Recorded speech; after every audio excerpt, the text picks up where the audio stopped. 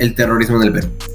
Bien, ¿en qué consistió este conflicto? El terrorismo en el Perú fue un conflicto social armado, violento, que duró durante la década de 1980 a los 2000, el cual tuvo una mayor presencia en la sierra peruana, pero que luego se trasladó a la capital.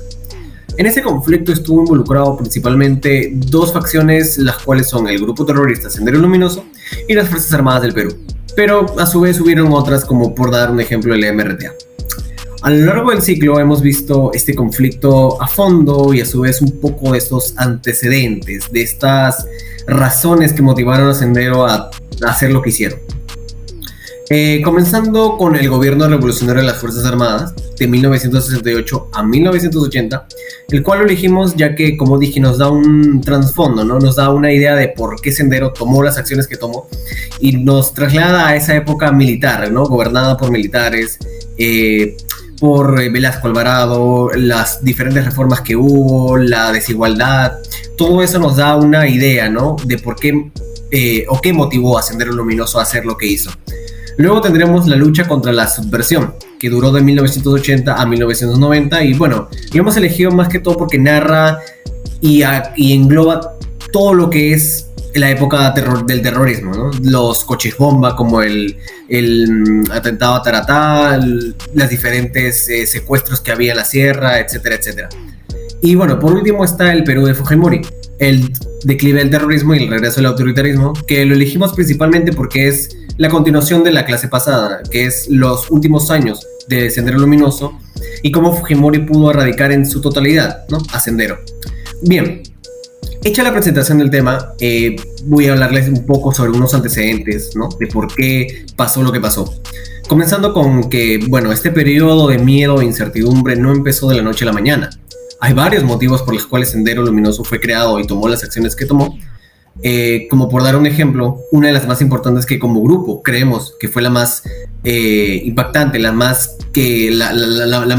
grande, fue la desigualdad que aún había entre la sierra y el resto de población peruana, ya que si bien ya había esta reforma agraria, ya había esta igualdad en derechos con la gente de la sierra, muchos agricultores a quienes el Estado les había entregado las haciendas, ¿no?, las explanadas de tierras enormes, fueron abandonados a su suerte y quedaron en manos de funcionarios que simplemente se limitaban a cobrarles impuestos muy altos. Algo que se ve que enfureció mucho a la población de la sierra, que había sido prometida con muchas cosas, con tantas promesas que nunca se cumplieron al 100%. Bueno, una consecuencia de este problema lastimosamente fue la esterilización de las mujeres andinas en pleno gobierno de Fujimori. Esta grave violación a los derechos humanos se dio como una política de carácter masivo y una alternativa, una manera de solucionar este problema, ya que, bueno, la manera en cómo Fujimori veía las cosas es que si las esterilizaban, esto impedía especialmente la reproducción de mujeres pobres, indígenas y de zonas rurales del Perú, para que así haya menos terroristas en un futuro. Hola, mi nombre es Milagros Lévano y estoy aquí con la señora María Elena Yaranga Cano. Y les voy a hacer unas preguntas sobre el terrorismo. ¿Cuáles crees que fueron las causas del inicio del terrorismo? Bueno, el MRTA quería una igualdad para todos, que no haya ni pobres ni ricos. Eso era su política de ellos. ¿Y de qué manera afectó el terrorismo en tu vida? Bueno, afectó de manera que yo desconfío ahora de cualquier cosa que veo por la calle, algo desconfío. ¿Y nos podrías contar una pequeña anécdota sobre esto? Sí, claro, cuando yo vivía en San Martín de Porres, salía justo un paradero de una línea de transporte y justo ese día el MRTA había convocado un paro nacional y esa línea no hizo caso. Entonces en la noche incendiaron los carros y cuando nosotros fuimos a ver qué es lo que había pasado, había en el piso volantes que decía viva el MRTA nunca morirá y cosas así. Gracias por su tiempo. ¿Podría decirme usted su nombre y su edad? Victoria Quispe Flores y mi edad es 65 años. Yo tendría pues 22 años. 22, 23 años. Joven. Sí. ¿Sabría decirme usted cuáles fueron las causas del terrorismo? Bueno, las causas en sí eran porque ellos reclamaban, o sea, como ahora también reclama la gente, ¿no? Las gentes olvidadas, la gente de provincia, del Perú profundo que dice, ¿no? Pero yo creo que hay, ¿qué te digo?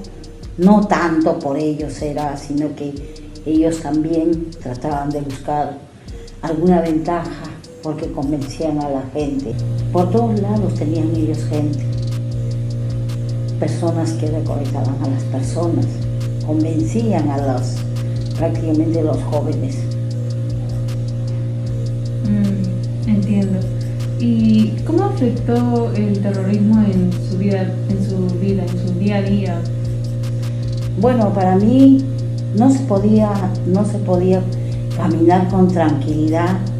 Uno tenía que estar siempre al cuidado, cuidándose.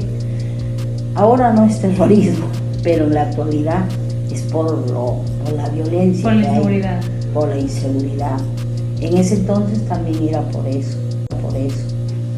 No podías estar tranquilo porque había toque de queda. Claro, y siempre habría el peligro de los coches bomba y los atentados. Sí, de todo. Concluimos con que la manera en que el gobierno peruano decidió erradicar el terrorismo fue una manera pues efectiva en cierta parte, ya que no se erradicó el terrorismo al 100%.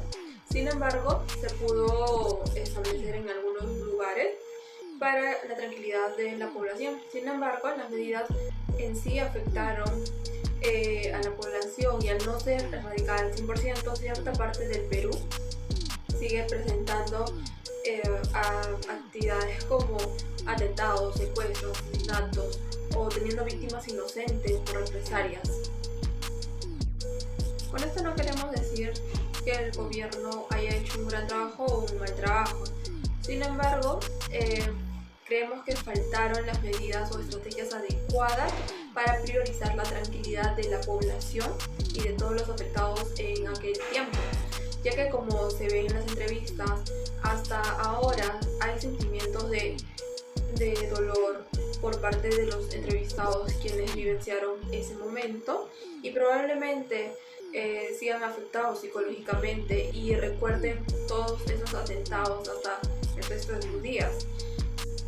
Para finalizar, nosotros creemos que la alternativa de solución debe ser en base al daño psicológico que recibieron las personas que vivieron esa época del terrorismo, ya que, como podemos escuchar en las entrevistas, aún se sigue sintiendo el dolor, el resentimiento o las secuelas que pueden haber en sus mentes y que recuerdan en su día a día.